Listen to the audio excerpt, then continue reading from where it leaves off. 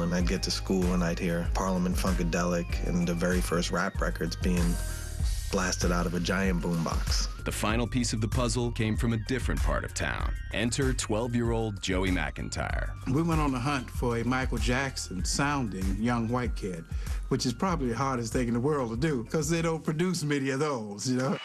Let's hear it for Nanu. We were originally called Nanook. What is Nanook? It's just like a weird name that doesn't make any sense. And that was completely Maurice's concept. We all hated it from the start. 1, 2, 3, and that's the game. The boys began performing around Boston. They were white, yet they played black music.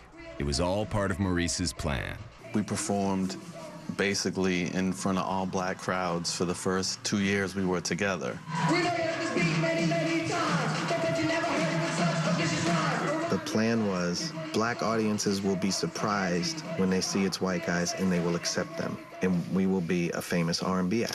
So let me introduce you to the rest of the crew. Joel, Popeye, Danny, J.U. Each show was like a monumental event. It was a constant battle for us to prove ourselves. And we're here to stay.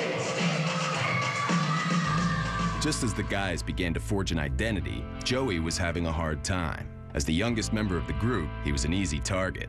He seemed like a child.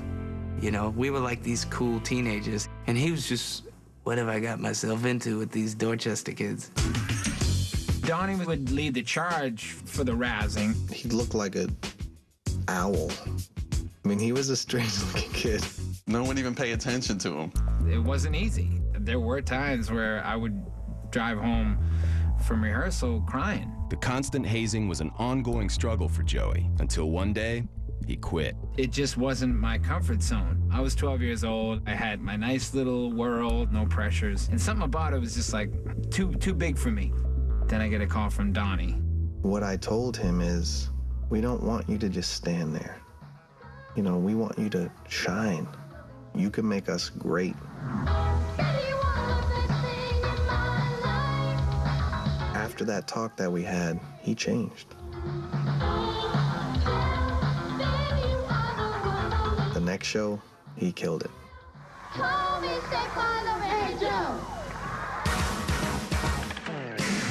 The boys were now ready for their first big shot, playing the famed Apollo Theater in New York City.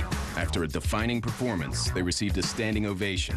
Maurice began looking for a record deal. Maurice started calling in favors. I got this new group. They're the White New Edition. They're gonna be the biggest thing. But they didn't want to hear it. They told me to get out of the building, don't come back. So I said, let me go, instead of through the back door, through the black door.